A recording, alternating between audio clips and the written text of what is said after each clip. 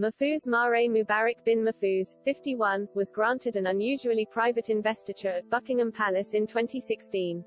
The prince also allegedly sent Mahfouz a thank you letter and carriage clock for a £1 million donation to royal charities funding the estates at Dumfries House and Castle of May. The prince's senior valet Michael Fawcett, 59, recently resigned over claims he secured the CBE and British citizenship for Mahfouz in return for donations amounting to £1.5 million. Prince Harry waded into the controversy, dubbing it the CBE scandal, and says he expressed concerns about Mahfouz's motives. Details have been revealed of the investiture, showing how unique and secretive it was. Scotland Yard have made initial inquiries into the alleged fixing of the honour, which could carry a 2-year prison sentence under the 1925 Honours, Prevention of Abuse, Act.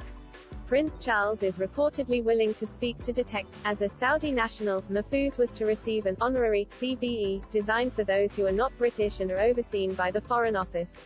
It is claimed the first meeting between Prince Charles and Mahfouz was at Clarence House in March 2014, his official residence. The restoration of Dumfries House, the 18th-century Ayrshire mansion where the prince stays 4 times a year, was said to be discussed. Mahfouz confirmed he intended to donate a 7-figure sum towards the works.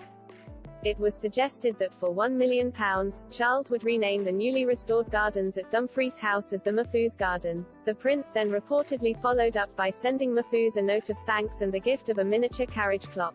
They held a renaming ceremony, with the Saudi posing for photos with the prince, in October 2014. And during a royal tour of the Middle East in February 2015, it is claimed Prince Charles and Fawcett used the British Embassy to meet Mahfouz and his extended family. Clarence House stresses the purpose of the meeting was to discuss shared charitable interests. The following year the CBE application was granted and took place at Buckingham Palace.